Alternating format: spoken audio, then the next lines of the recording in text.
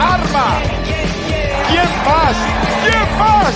DJ Watt. What is going on, Pittsburgh Steelers fans, and welcome back to another episode of the Steelers Preview. I'm Jeff Hartman, joined by Dave Schofield and Bryan Davis. What's going on, guys? How are you? Dave, we'll start with you. Hey, I'm doing well. It's another week down. We're 2 weeks down from the end of mandatory minicamp. So it's chugging along, just like we said. Don't wish it away.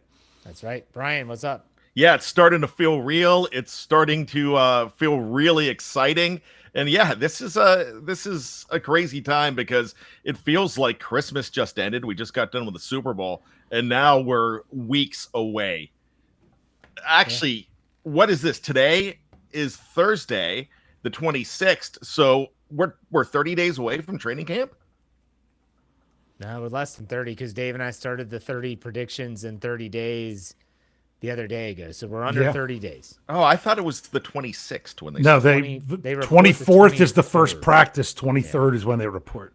Ah, I see. Yeah. So we have the final podcast for us recapping the Steelers draft picks today. We're going to be talking all about the seventh round draft picks, Dante Kent and Carson Bruner, not in that order. And what do they have to do to make this roster? Because I think when you're talking about the seventh round draft picks, it's not a guarantee. Now, the Steelers have put an onus on keeping their drafted players for sure. But at the same time, let's start with Bruner, the legacy player. Let's start with Bruner. Dave, what was your takeaway? Let's do knee-jerk reaction here when they drafted him. When they drafted him, it was as soon as he was drafted, I was like, oh, yeah, because that was a player that I had actually heard. It was rumored to go to the Steelers, perhaps, with everything, that it would kind of make sense if he was there late in the draft. I think we had even looked for him on our mock draft for the Scobro show, and I think he was already gone. But so it was one of those players that it's like when he was there, it really made sense that they made the pick. It's something about seventh round inside linebacker special teams guys that the Steelers like to grab them. Bryan, what about you when they made that selection? Yeah, I was fine with it, but Jeff, you can't call him the legacy because I tried to call Robert Spillane the legacy because his grandfather was a Heisman Trophy winner, and when he came in and you guys poo-pooed me for that, if we're going to use the legacy player, I'm going to hold out until Eli Rogers Jr. comes around. But as far as everything else goes, man, Jeff stone-faced on that one, Dave. I couldn't get him to smile. But with that, I mean, he comes in as nothing more than a special teams player to start. And that's a good place to go ahead and make your name and get acclimated to the league. But there's a part of me that also feels like I don't like using the term nepotism picks, but this is a guy they could have probably got as an undrafted free agent. But at that point, in the seventh round, it doesn't matter. You might as well just go ahead and give that guy the thrill of being drafted. And I think that's what they did here. Because at that point, they knew who they were going to get for undrafted free agents. They would much rather give a guy a draft moment, and that's what they did. Okay, so for me, let me be very clear here. I think there's a lot of fans, and for some reason, maybe they don't know, that Mark Bruner, the former first-round pick tight end, is his dad. And some people might say, here we go, the Steelers again, They have both Haywards. They had both Watts, 2 Watts on the team once, and all the other brothers and connections, siblings, all you want to name it. To me, Mark Bruner, first and foremost, is not just a former player. The guy is one of their regional scouts. I think he's on the Pacific Northwest area because they're from Washington. I think if anyone would know, okay, what is this guy going to bring? It would be the guy that's in charge of that area that is his son. So, Dave, I think that Mark Bruner being a scout, they're not doing him a solid by drafting his son. I think that they're getting us some insight into what they're getting. What's your take? Yeah, there really shouldn't be any question about what they're getting there. And honestly, I could say, yeah, if he wouldn't have been drafted, he probably would have signed with the Steelers anyway, perhaps. But I was surprised that he wasn't taken by them. I think it was the right call to go ahead and do it. Because if that was the case, you could have waited to your next pick a few picks later. So they didn't want to miss out on him. I think that there's extra familiarity there, and sometimes that could be a bad thing. But in this case, with the Steelers, it appeared to be a good thing. All right, Brian, what's your take? I see what you're saying, Jeff and Dave, and I don't have a problem with the pick whatsoever. Bless you. But what I'm looking at here is if I am the head scout and my son's in that position where he can go in the 7th round, or he can go, they can pick him up as an undrafted free agent. I know he's not going anywhere else. So, I kind of still feel that it's a give the guy the pleasure of being drafted, and it worked, unless that they had other teams sniffing around, and that's something that Mark Bruner knew. But here's the thing. I think it's great that they drafted him. That's why I was hesitant to say the word nepotism, but it just seemed like there was nobody else there to take, and why not give that kid the honor of being a draft pick? But they know what they're getting in him, but like you guys just said, they're still going to get him anyways. So now comes the question of how does he make the team? He's an inside linebacker. There's a lot of players already in that room, and we all know it's going to come down to special teams. But my question is who is the camp battle with for Carson Bruner to make this 53-man roster? Dave, I'll let you go first. I think it's on multiple levels. I think it's with Mark Robinson, and I also think it's with Jeremiah Moon. I don't know that they could keep even 2 out of those 3 of the overall linebacker position, looking at inside and outside together. They generally keep about 9. So you might have, my goodness, one time they went 6-3, but usually it's 5-4. They've occasionally done 5-5, so it could be 10. It could be 2 out of 3. I'd be shocked if it's 3 out of 3. I don't really think that all 3 of them could make it. So it's definitely a battle for 1 or 2 of them between those, mainly because of the special teams. All right. I never would have thought Jeremiah Moon. What about you, Brian? Yeah, I absolutely think that it's going to be really tough. And I really think with the guys ahead of him, he's a candidate for the practice squad already, because if you're looking at inside linebackers, you have, of course, the penciled in starters, Patrick Queen and Peyton Wilson, and there's going to be some kind of rotation with Cole Holcomb. Malik Harrison is going to get a helmet too. So if they pick a 5th, it is going to be between Mark Robinson, and that's really the only other guy that they have in is a guy named Devin Harper, who was a draft pick from San Francisco in 2024. So they're going to have those are the guys he's competing with. But first, he's going to hope that they take 5, and then second, he's going to beat out Mark Robinson. And Mark Robinson going into his 4th season. At this point, it might be, all right, your time is up. My time is now. All right. Can you guys hear me? Yeah. Okay, good. It looks like my camera's frozen. So it does. All right. All right. So what about, I want to bring this all together, and I'll get the camera fixed in a second, with essentially the other 7th round pick, Dante Kent. So we'll do the same process. Dave, what did you think about Dante Kent?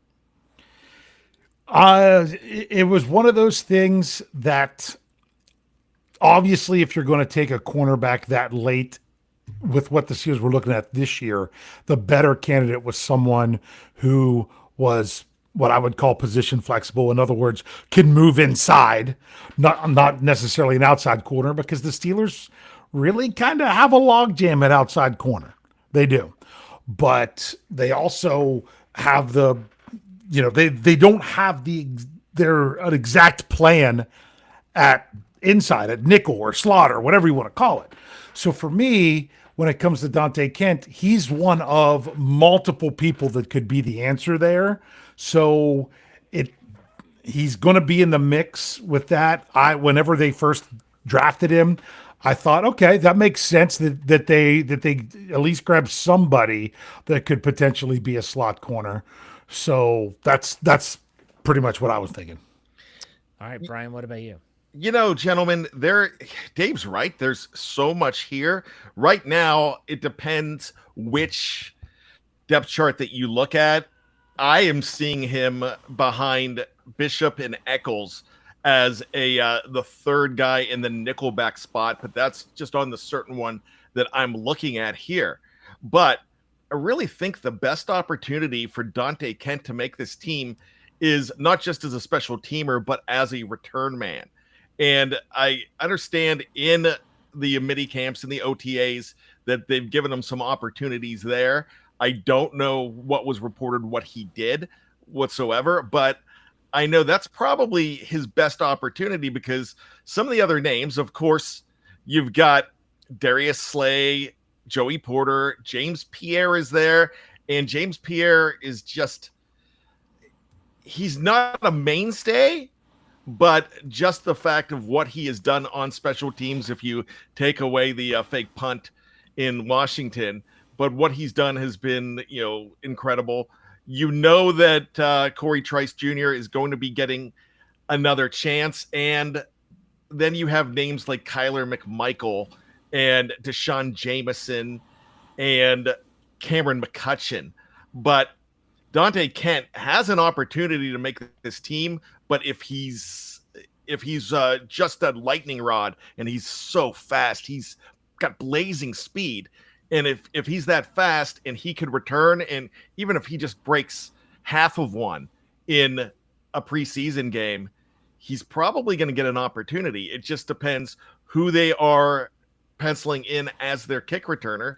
And nothing's really standing out to me right now. Now, the very same chart that I'm looking at, and I'm looking at our lads. I move around from time to time, but on our lads, they have Dante Kent as the number one kick returner right now on special teams for the Pittsburgh Steelers. You bring up a good point about special teams in the preseason. Who was the kick returner? He had played in the league for a while, and he returned one punt or a kickoff for a touchdown. He made the team because of it. And Coach Tomlin talks about him every year, doesn't he? I know, and I can't remember the guy's name. Stephon Logan? Yeah.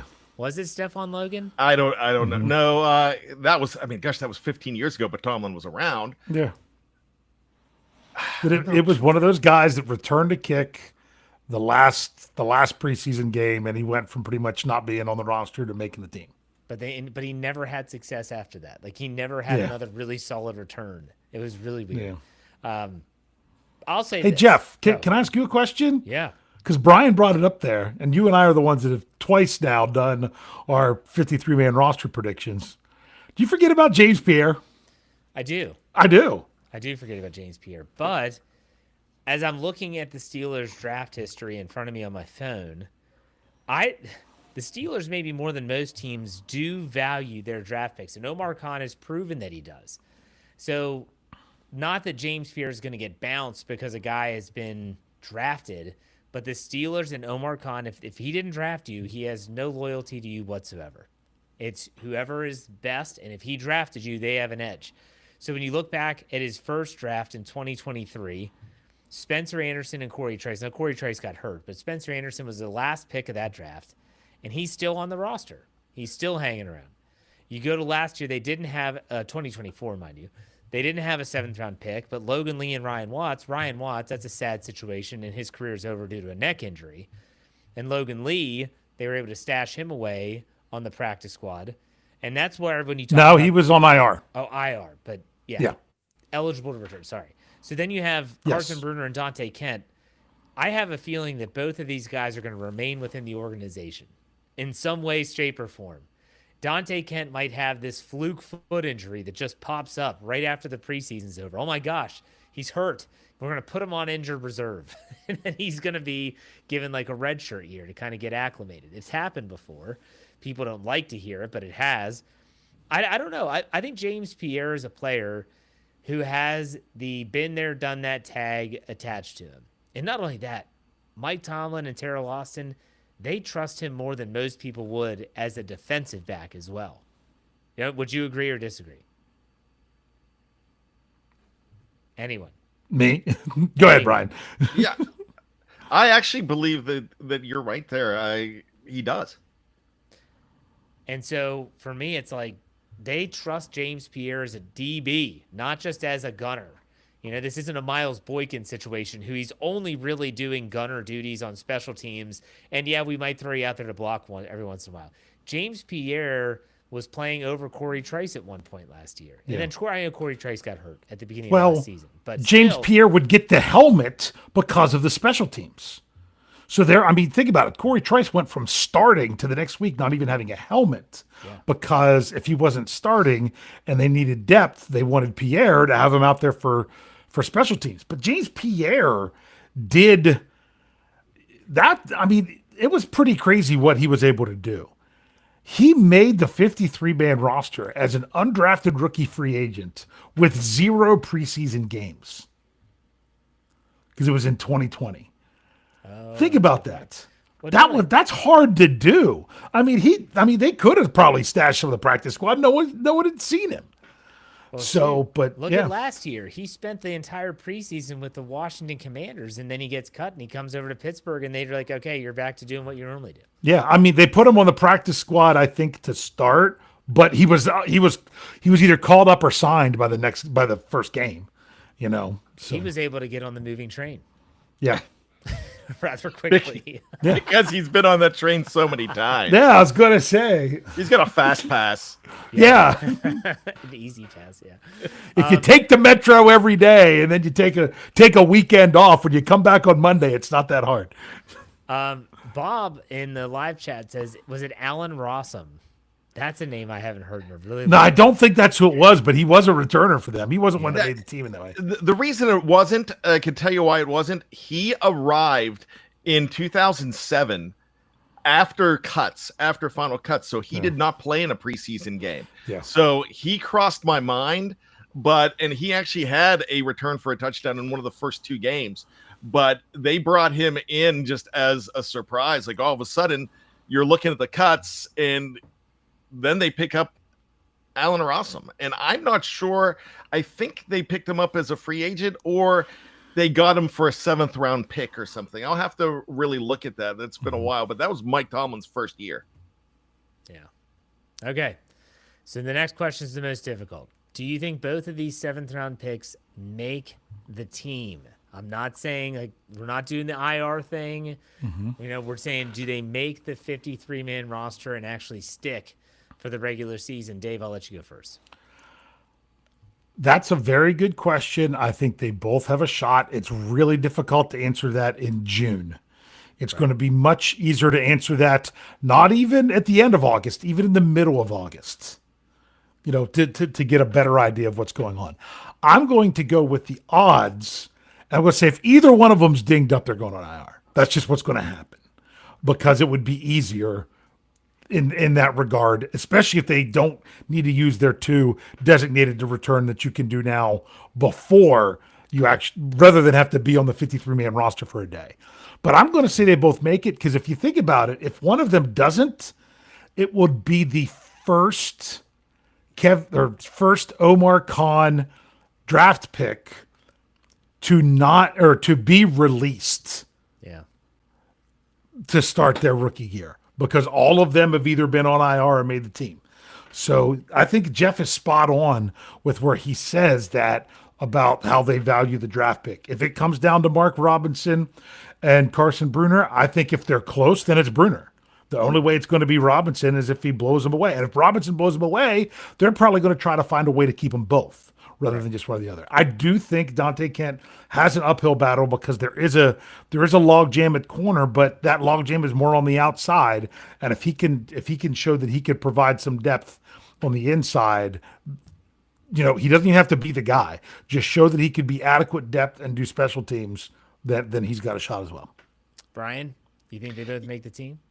No, I think one of them makes the team, one of them makes the practice squad, and I just don't think that they're going to carry 5 inside linebackers, but I kind of feel that he has, and when I say he, Carson Brunner has an advantage over Mark Robinson. One, for all the reasons we said about being drafted in the last draft of Kevin Colbert and not Omar Khan. Yes, I agree with you guys completely on that one.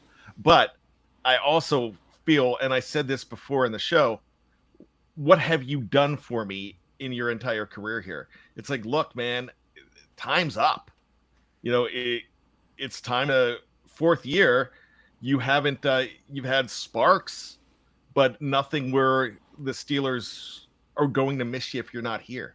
Now, with Carson Brunner, it's an interesting thing. If they put him on the practice squad, he's probably likely to stick around because of his father's ties to the organization. Now, they have, in the past couple years, they have had an executive's kid not make make the team, being thrown on the practice squad, being cut, and instead of coming back, he did go to he went to Seattle for a little bit, and that was Cody White. Sheldon White's son.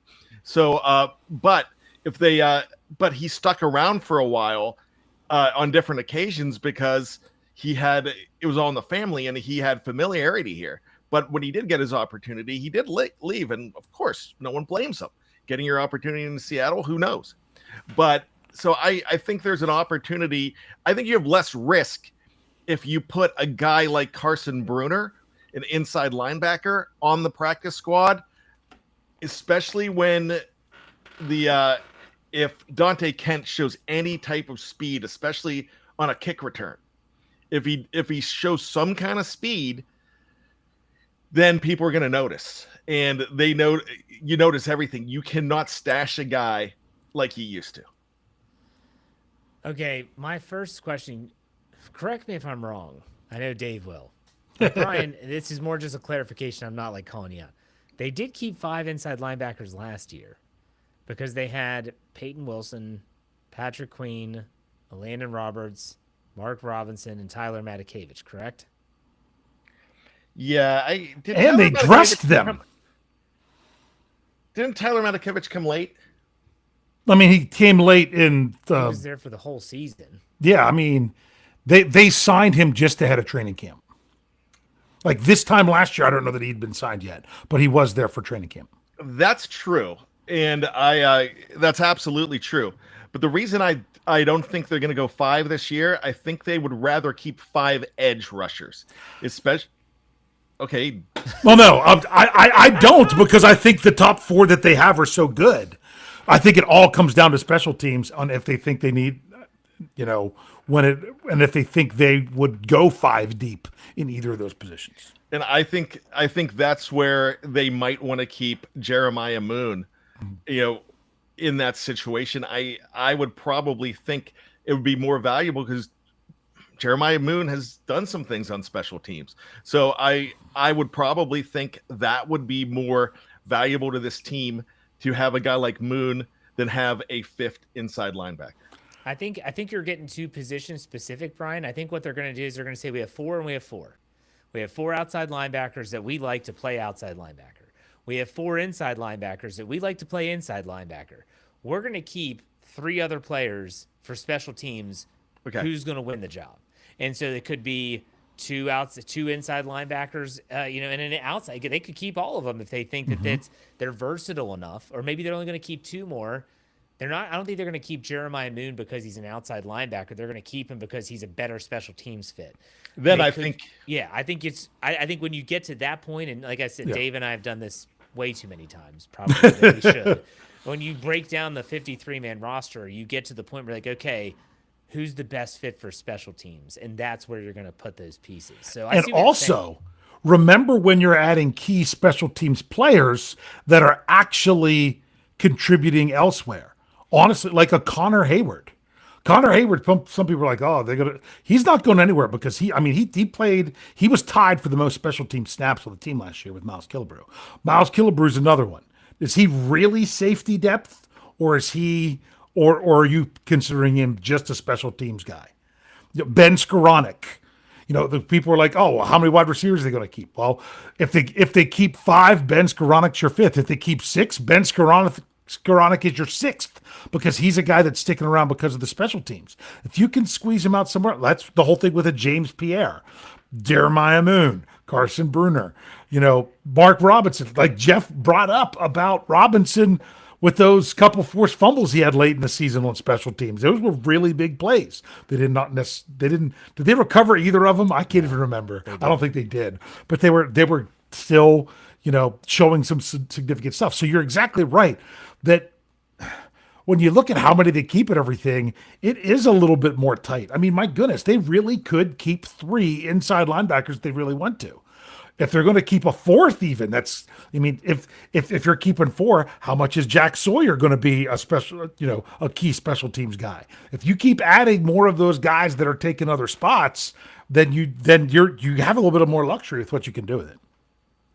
All right, I think that they're both going to make it, unless one of them, like I said, gets I don't want to say miraculously, but shockingly dinged up right at the end of the preseason, and we're just going to put them on IR, which could happen, but we'll see. I think until Omar Khan releases one of his players, I'm always going to say that matters a lot. So I'll tell you what, we're going to take a quick break. For those watching live on any platform, we're not going anywhere. For those on the audio side, when we come back after the break, we got some news to talk about. We'll be right back.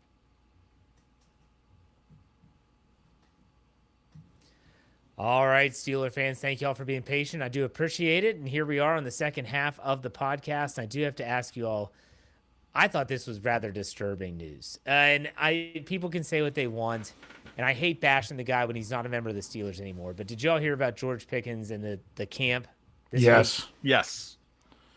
That really ruffled my feathers. Well, good for Pat Freiermuth for stepping up. And they did have to reschedule it so Freiermuth can make it. But yeah. They could have just said, you're not having anything, and the kids that signed up for it. But it's the fact that he said that they were going to have it after he was traded. Yes, if they would have said, look, 100%. I can't promise you I'm going to be able to do this because I don't know what the Cowboys' schedules are like. I don't know any of that stuff. Then I would have been like, okay, that's not a big deal. But they came out and his representation said he will still honor the camp at Highmark Stadium, and then to just pull the rug out from underneath the kids' and families' feet. I don't know, Dave, I'll let you talk about it. No, yeah, that's exactly it. If he would have, when he was traded, saying, "Hey, I'm not in the city anymore. I'm not going to be around this area. I'm not going to be able to come back and do that." Right when he got traded, I wouldn't have held that against him at all. Really, I would have understood. But don't say, "Yeah, I'm going to do it," until the week before, and then say, "Nope, can't do it now." That's the thing that is frustrating. So I was shocked that he said he was going to do it in the first place, and honestly, I wouldn't have believed that he was really going to do it either. But wasn't there issues? Is this the same one they've done before, where it was? I don't know if it's the same. It was a kids camp. I don't know if it's the same one. That it was Deontay Johnson, and then he had a problem with his flight and didn't show up to his own camp when he was with the Steelers. Do you guys remember that one from a few years ago? Vaguely. I think I am. I think I do remember that. Yeah. Vaguely remember that. Brian, I'll let you talk about old Georgie. Jeff, you just said that, you hate to talk about somebody bad after they've gone. I don't. No, I don't. That was a classless move. That really was, because if you say you're not going to do it after you got traded, like Dave said, hey, all bets are off. You traded me. Look, I'm not going to do the camp now. You have time to have somebody else. But now just, chilling and doing whatever in Dallas or wherever he's at, just to me, it's George Pickens saying, screw him. They traded me. And those are the ones that booed me. When I was slacking, when I was late, when I was doing this, George Pickens they're an against me type of guy. And if he would have come and did that camp, I really feel that it would be hard to hold a grudge against George Pickens if he did the camp. And then you could say, all right, hey, he did something good here. But he's been bashing the organization here and there with stuff ever since, and it makes you feel good about your decision. Just like if you do something, if you make a hard decision and then you hear some really positive feedback about it, or you see stuff that's come out of it, you're like, yes. But when you make a decision like that and let somebody go and you find out more, that's like if you ever had somebody work for you and it's hard to let somebody go. But after you let them go, if you find out that more of the stuff that they did, or if it's a significant other and you found out some of the shenanigans he or she were doing on the side and when you weren't around, and you're like, oh man, I'm glad I cut the ties when I did. And I probably felt bad about it when I was doing it. And now I'm like, yeah, glad I did that. So, just like Billy Madison, glad I called that guy, yeah. So George Pickens, really, I have nothing good to say, even more and more. And I loved his talent, but I didn't like his class because he's like school in the summer. No class.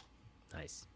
Now, I do want to bring up another former yes, Afton. Go ahead and read that, Dave. Oh, just what Afton said, because I had heard this as well, that some Steelers besides Muth are going to potentially be involved. Okay. That's awesome.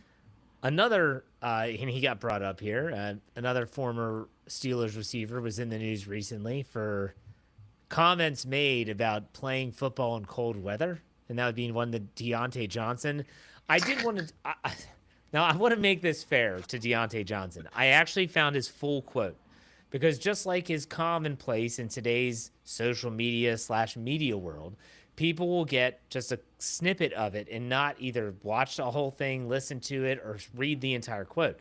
And so I found it. So here's what Deontay Johnson said specifically about not wanting to play. This was a quote from Deontay Johnson, who's now in Cleveland, mind you. He said, quote, "I wasn't getting into no run plays, no passing plays, or nothing. It was cold," Johnson said. Continuing the quote, "End of the third going into the fourth, they were like, 'Tay, we need you.' I was like, nah, I don't think it's a good idea for me. Like my legs are already ice cold. I didn't want to go out there and put bad stuff on film. It's not like I didn't want to go into the game, but leading up to this point, I had been through so much. I told them I'm not going to go in. So I just sat on the bench, and that's when they suspended me." So when we wondered, like, why did he get suspended from Baltimore last year? He's claiming that, yes, it was a cold weather game, but at the same time, he hadn't played the first half, and he was cold, and he didn't want to get hurt and or put out bad tape, as he puts it. What's your takeaway on this story, Dave? I'll ask you what you think first. You know what? It's often easier to come up with reasons why you do something that might sound better after the fact than what it is when it's actually going on. Could that have been the real story? Sure. Could that have been the story that he's concocted since it happened and it made him look bad? Sure. Either way, I still don't think it looks good. Even if that's the story, even whether that was the reason or not, it still doesn't move the needle for me at all. He wouldn't go into the game, so that's it. Okay, Brian, what about you? Let's go to baseball a second. What do relievers do when they're waiting to play in the game?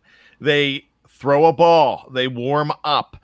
If you're not playing on the sideline, if you're not playing in a game, you at least do some stretches on the sideline. When you have a hat, you go ahead and throw the ball. You catch the ball with a backup quarterback on the sidelines just in case you got an opportunity. So no, I call BS on that whole thing. And I've, there were some people that were railing on the Ravens organization for it in the chat. Then there was a lot of Steelers fans that came in and showed the clip of him walking away from the football against Cleveland when it's bouncing on the ground and everybody's trying to pick it up. But Deontay, no, Deontay does not get a pass from me. I don't care about the fact that his body was cold. This was also the third quarter. He also was in a warm locker room at halftime. Come on. Nice try. But no, Brian, you're right. He's a professional. It's your job to not get cold. It's your job to stay warm and ready to go at any moment. And if you couldn't do that, then you're not capable of doing your job. That's insubordination. It reminds me of the movie Friday Night Lights when Boobie Miles is running all over the opponent and he's out of the game and they want the backup to go in and the kid can't find his helmet. And the coaches are yelling, "Where's your helmet? How do you not have your helmet?" And he's running, "I don't know where my helmet." And Booby Miles goes back in and he gets hurt. And then that just sets the whole thing off. If you haven't seen the movie, go watch it. It's better than the show, mind you. Although the show is pretty great.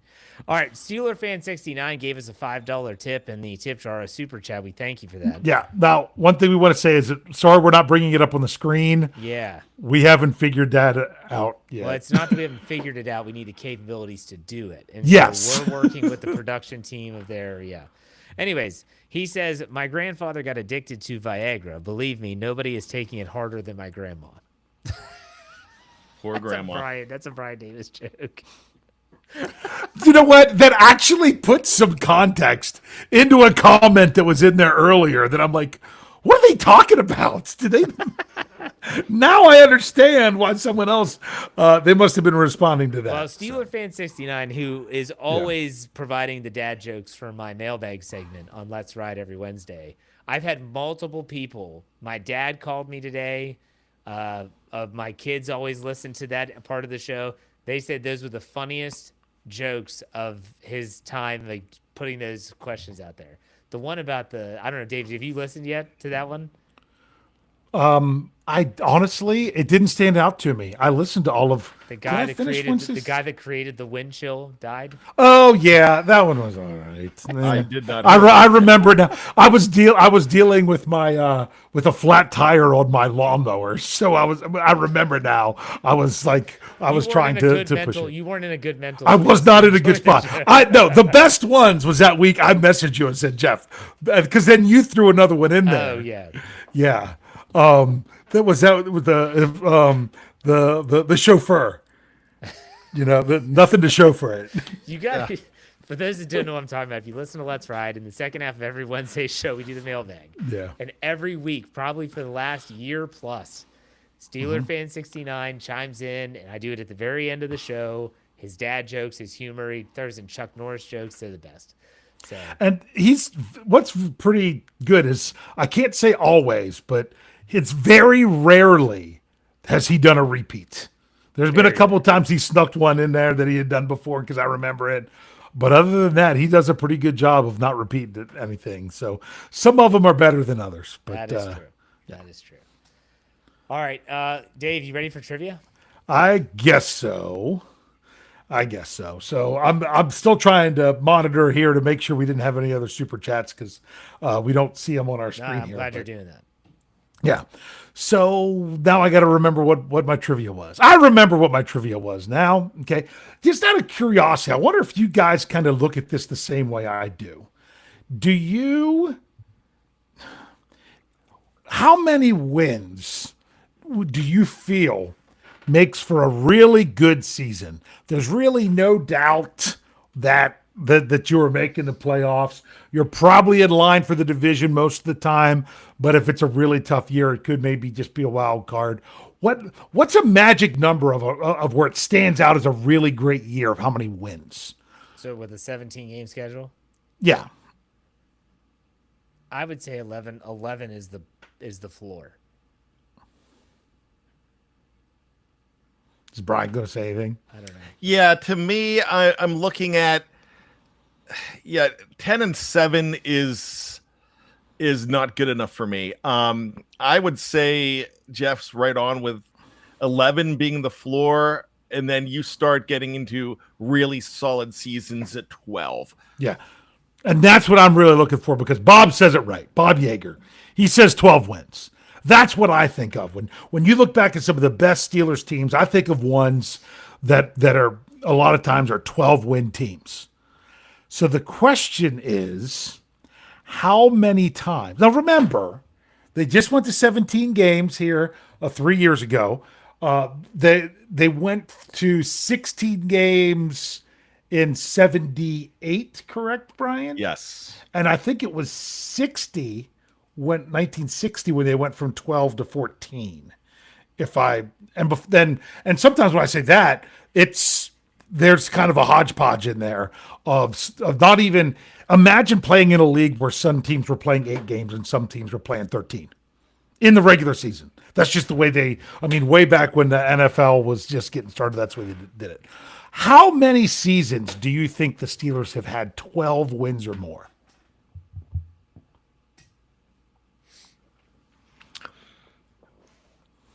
I am going to go ahead and say 8. Mm-hmm. And I think I'm over, but 8. I was thinking 7. That was the first number that came to my head. Okay, you ready for it? 12 wins or more, 11 times. Really? 11 times. Do you think you could name them? I could name a few. 12 wins or more. In 2004, they definitely went 12 wins or more. Mm-hmm. In 2017, didn't they have Yep. 12 wins that year? They were 13-3. Oh, God. So 15-1 in 2004, 13-3 in 2007. What's Brian got? I've got my whiteboard so I can. Who are you, Woody Page? All right. So there's 4 times that they went over 12 wins, and Jeff, you've already got 2 of them. Okay, 2004 and 2017. So can I jump in real quick Yeah, here? go ahead. Yeah. 78 and 79. Well, yeah, 78 they had 14. 79 was where they had 12. And then 10 and 11, they were 12-4, I believe. Okay. You said in 2010 and 2011. That is correct. How many did they have in 18? In 18, they didn't make playoffs. Oh, that's right. You guys were missing the most recent one. Oh, of course. 2020. 2020. 2020. Because that still doesn't feel like one. Because Yep. they fell off a freaking... Yeah. They won 11 to start, Here, I'll give you another hint. You're missing the first one. Oh, 1974. Not 74, 73. You went the wrong way. 75. 75. 75. They went 12-2. Okay. So let's see. So you got the 78. You're missing another 13 win season in there. Oh, 2001.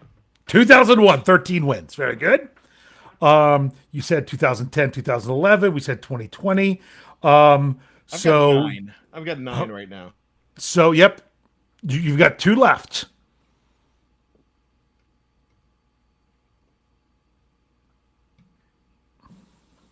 And it wasn't 2005.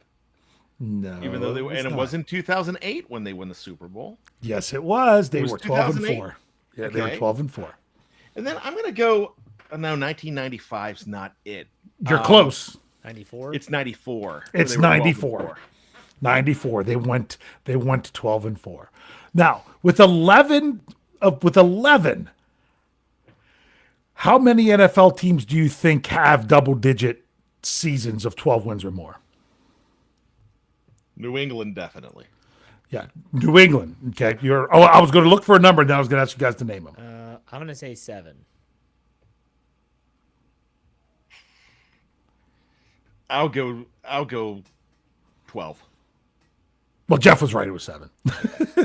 I'm pretty sure. Hold on. I'm counting them. 1, 2, 3, 4, 5, 6, 7. Yes. So can you name them? The Steelers He said had 11. Patriots. The Patriots, 13. Oof. San Francisco and Dallas. San Francisco is number 1, 17 times. Holy smokes. And Dallas is next with 16. So how many do we have left? You have 3 left. Is Green Bay on there? Green Bay is on there 14 times. I'm gonna go with an odd one here. How about the New York Giants? The New York Giants, they have only done it 8 times. What about the Miami Dolphins? The Miami Dolphins, only 6. Oh, okay. Kansas City? Kansas City, 11. So there you go. You've got one more. And they're also one that's 11. I'm just going to throw this out. Denver. That would be correct. Nice. It would be Denver with 11. Yep. There are two teams that are close to double digits where they have 9. That would be the Minnesota Vikings and the Baltimore Ravens. Oh my gosh. Okay, that's good. Was that good enough? Yeah.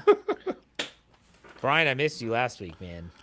Oh, what? I didn't even hear it. I saw the beginning of the show. It was not ridiculously difficult, but I got the first part. I did really well. I can't even remember what it was. It was about quarterbacks because it's Will Howard's. Oh, that's right. That's right. That's right. And then I really got it was players that started for other teams and the Steelers. Like They were it was quarterbacks drafted by the Steelers.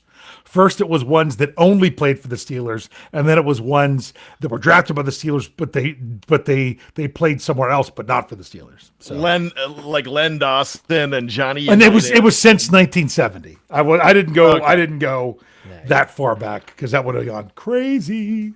Yeah. Okay, I have a trivia question. It's more of an opinion than anything. This has been going around social media this week, and I think it's funny to see the answers. So the question is, if you're working a typical job, every one of us on this screen has worked a typical job, Monday through Friday, etc. If you could take off Friday or Monday, what day are you taking off? Dave, I'll let you go first. Friday. Is there a reason why? Because to me, it's the whole idea of getting through the week, knowing that your weekend is starting early, than versus not going till Tuesday and that. I mean, I would take either one, but yeah, that's what I would do. Okay, what about you, Brian? I'm taking Monday off because it's Sunday just feels too short, and we're already working Friday, and we're already used to it. So to me, it makes for a longer weekend. And I know when we have those, we have a special Monday coming up, of course, in Labor Day, and those are always just refreshing to me. Yeah, and the 4th of July this year, next Friday, that falls on a Friday. So a lot of people will be getting a long weekend that weekend as well. Here you go, Jeff. I had, with the one summer job I worked one time, there was a foreman. He worked for the summertime because it was working for a school system. He worked 410s, but he would work Monday to Thursday one week, Tuesday to Friday the next. Oh, so he'd get a 4-day weekend. So he would get a 4-day weekend every other weekend. Yeah, that's smart. That's smart. Let me ask you this. Since you brought it up, I always think about this myself, and I always calculate it in my head. What's your favorite day to have Christmas on? And I have a good answer for that. What's me, yours? It's Wednesday. The reason I want why do I want Christmas on a Wednesday? Okay. Because remember, especially if someone is a former educator and someone who I do homeschool my own kids, so I try to keep it on the same kind of schedule. When Christmas is on a Wednesday, what that means is you're not going to come back to school on a Monday and then have Christmas Eve off on a Tuesday. So your last day of school is the Friday before you have a longer break before Christmas. Then when Christmas is on a Wednesday, New Year's is on a Wednesday. And are you going to come back on a Thursday for Thursday, Friday on January 2nd? Maybe, maybe not. Then that's why then it's you don't have to come back to school until the next Monday. You get all that time off. That's why I like it the best there. I'll answer next. As someone who homeschools their kids and works from home now and doesn't take it nearly as strict as Dave does, I don't care when it is anymore. Dave's like, okay, kids, you get off a break. Our kids yeah. Well, no, because we have weeks that are Monday to Friday. That's just what we do. I actually have structure. Maybe a little bit too much. Yeah, there you go. I'll admit it. I know it's too much. You're basically just teaching. They're in school just at home. Yeah, exactly. Giving them that quality education. Yeah, I would be the worst homeschool teacher ever. I'd agree with that.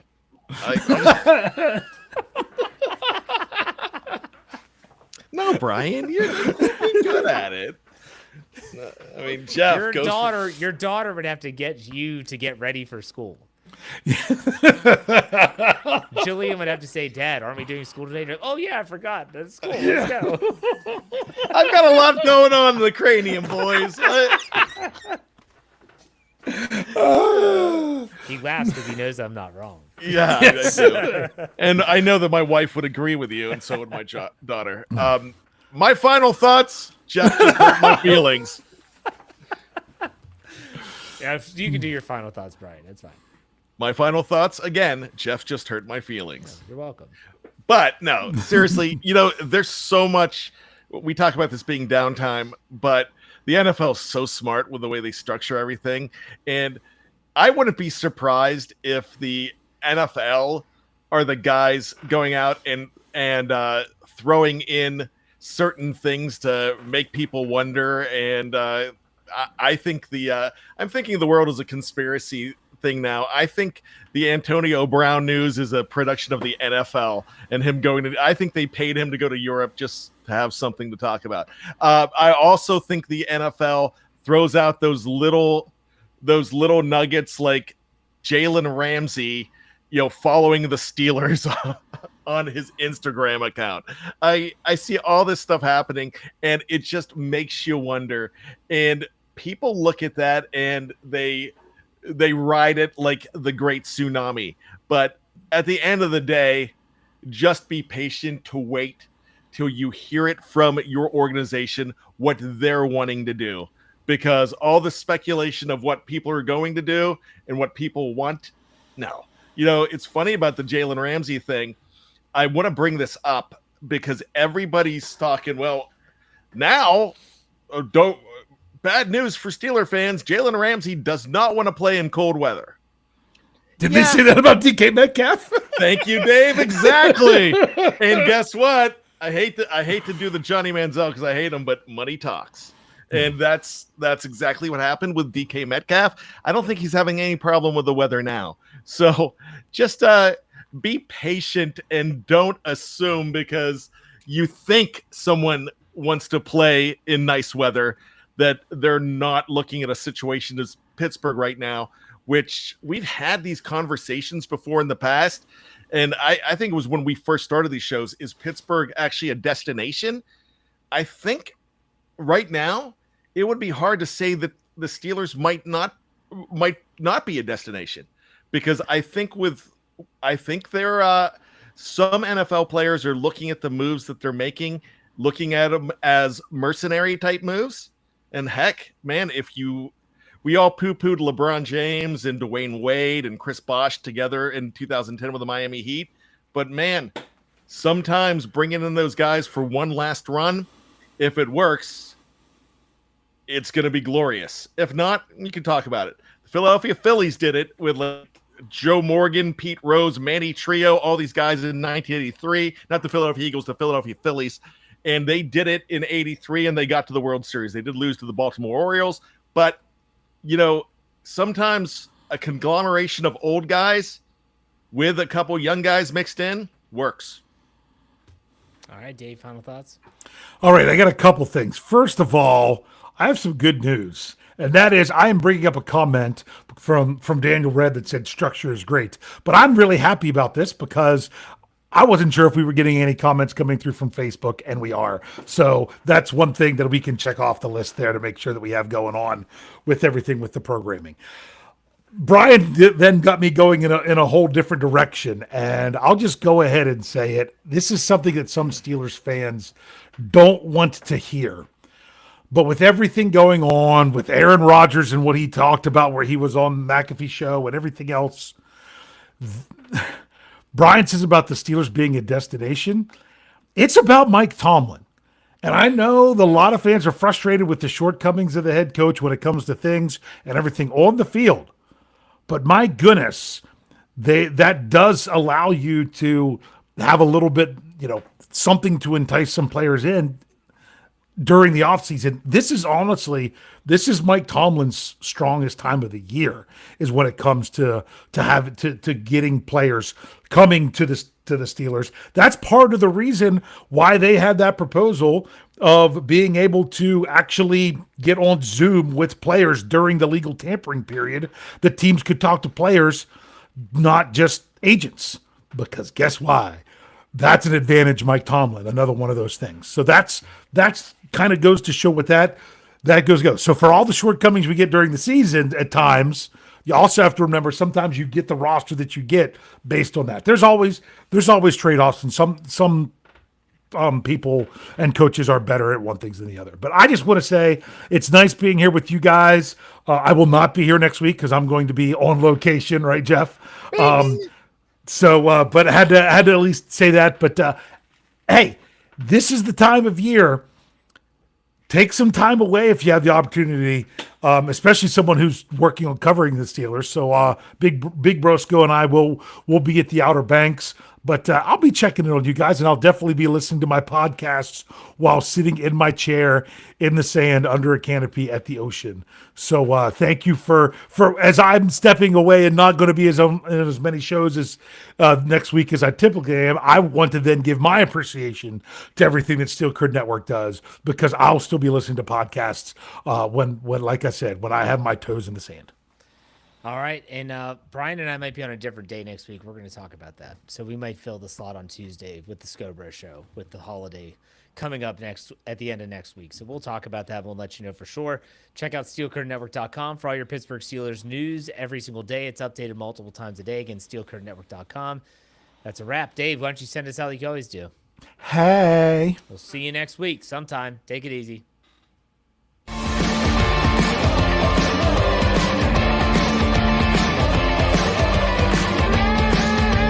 Steel Curtain Network. Get it. Everybody else gets a little tight.